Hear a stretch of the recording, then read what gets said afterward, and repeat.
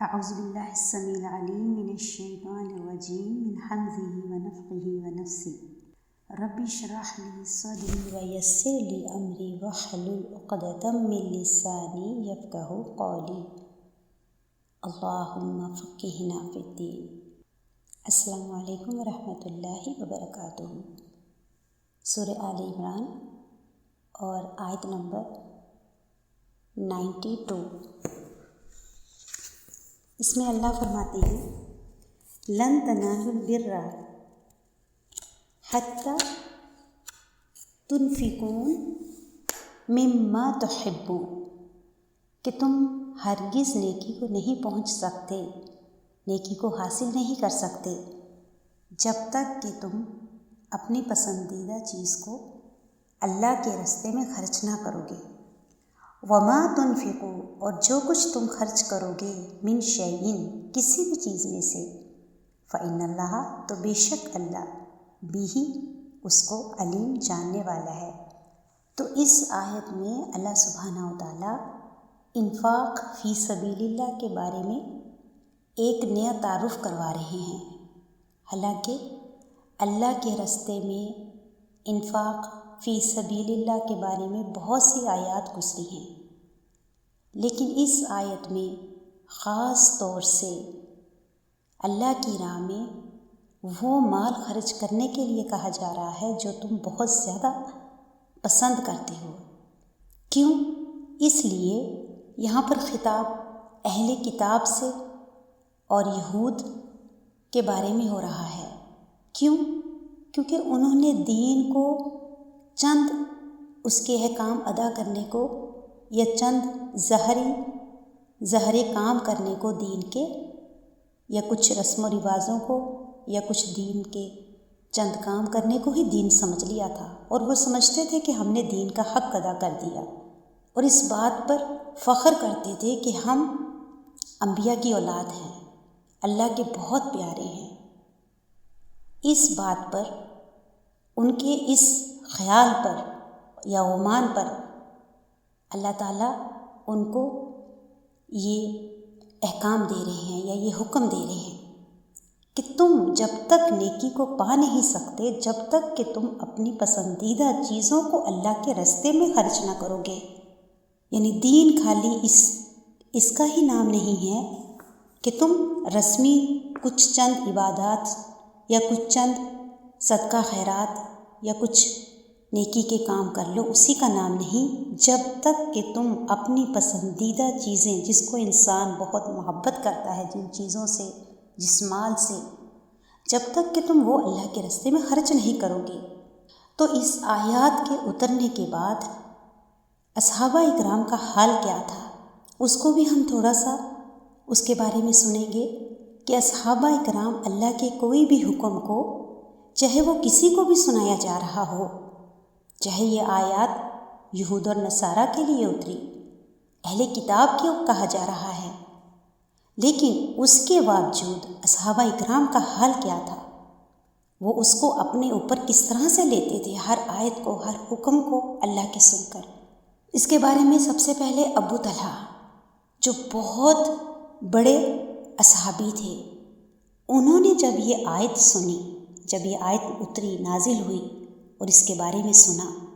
تو انہوں نے فوری کیا کیا؟ انہوں نے فوری اپنا سب سے پیارا باغ جو تھا ان کا، جس میں بہت پھل تھے اور جو ان کو بہت پیارا تھا، کیونکہ پھلوں کی کثرت کس کو اچھی نہیں لگتی، ایسی زمینیں کس کو اچھی نہیں لگتی جو خوب فصل دینے والی ہوں، تو انہوں نے وہ باغ رسول اللہ کی خدمت میں اللہ کی راہ میں پیش کر دیا کہ آپ اس کو جس کو چاہیں دے دیں۔ تو یہ حال تھا، اس کو پورے باغ کو صدقہ کر دیا اور اپنی بیوی سے کہا کہ باہر آ جاؤ، یہ باغ اب ہمارا نہیں، یہ اللہ کا ہو گیا۔ تو یہ حال تھا اصحابہ اکرام کا۔ اور اس کے علاوہ بھی بہت سے اصحابہ اکرام، ان کے بارے میں بھی کہتے ہیں، ایک اور حدیث ہے کہ زید بن حارثہ، یہ بھی اصحابی ہیں، جب یہ آیت سنی تو انہوں نے اپنا، یعنی ایک جو گھوڑا بہت خوبصورت تھا، جو ان کو بے حد پسند تھا، وہ گھوڑا لا کر آپ صلی اللہ علیہ وسلم کو دے دیا یہ آیت سن کر کہ اس کو میں اللہ کے راستے میں دیتا ہوں. یعنی کس طرح سے صحابہ کرام نے یہ آیت کو اپنی زندگی میں لیا، اپنے اوپر لیا. اور اسی طرح سے حضرت عمر فاروق کے بارے میں بھی ہے کہ یہ آیت کو سن کر انہوں نے آپ صلی اللہ علیہ وسلم سے کہا کہ خیبر کی جو زمین ہے وہ بہت فائدہ مند ہے، زرخیز زمین ہے، یعنی خوب اس کے اوپر فصل اگتی ہے، خوب فصل والی زمین ہے، ہریالی والی زمین ہے، جو مجھے ان کو بہت پسند ہوگی، تو میں اس کو اللہ کی راہ میں دینا چاہتا ہوں. تو آپ صلی اللہ علیہ وسلم نے فرمایا کہ زمین کو اللہ کے نام کر دو، اور جو اس پر آمدنی ہے، جو پھل اترتا ہے، اس کو اللہ کے راستے میں دے دو. تو اس آیت کا اصحابہ اکرام کے اوپر کیسا عمل ہوا کہ اللہ کی آیات کو، اللہ کی بات کو وہ کس طرح سے اپنے اوپر لیتے تھے اور پھر اس کو عملی نمونہ پہناتے تھے، اور کس طرح اللہ سے محبت کا ثبوت وہ عمل کے ساتھ دیتے تھے کہ انہوں نے اپنی پسندیدہ چیزیں نکال کر اللہ کے راستے میں دے دی. اور یہ آیات ہم نے بھی پڑھی ہے.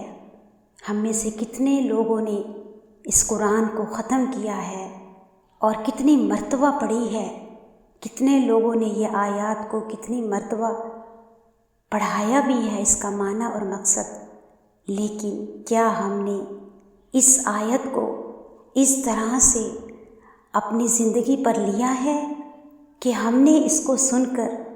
اپنی پسندیدہ چیزوں کو اللہ کے راستے میں نکالا ہو، جس کو ہم گن گن کر رکھتے ہیں اگر وہ مال میں سے ہے، یا جس کو ہم سجا سجا کر رکھتے ہیں اگر وہ کچھ سامان ہے جو ہمیں بہت پسند ہے، یا وہ زیورات ہیں جو ہم کو بہت پسند ہے، یا وہ کپڑے ہیں جن کو ہم اپنی الماریوں میں دیکھ دیکھ کر خوش ہوتے ہیں. کیا ہم نے اپنی ان پسندیدہ چیزوں میں سے بھی کچھ نکالا ہے؟ تو ہم کو اللہ کی آیات کو خالی پڑھنا ہی نہیں، سمجھنا ہی نہیں، بلکہ اس پر غور و فکر بھی کرنا ہے، سوچنا بھی ہے. کیونکہ یہ قرآن صرف بنی اسرائیل کے لیے نہیں اترا، یا پھر خالی پڑھنے پڑھانے کے لیے ہی نہیں اترا، یا پھر خالی اس کو رٹنے کے لیے نہیں اترا، یا پھر درس گاہوں میں بڑے بڑے درس دینے کے لیے ہی نہیں اترا، بلکہ اس کے ساتھ سب سے پہلے جس طرح سے صحابہ کرام نے اس قرآن کو لیا، ایک ایک آیت کو لیا، ہم نے بھی اسی طرح سے ایک ایک آیت کو اپنے لیے اس طرح سے لینا ہے جیسے صحابہ کرام نے لیا. اور جس طرح سے صحابہ کرام نے عمل کیا،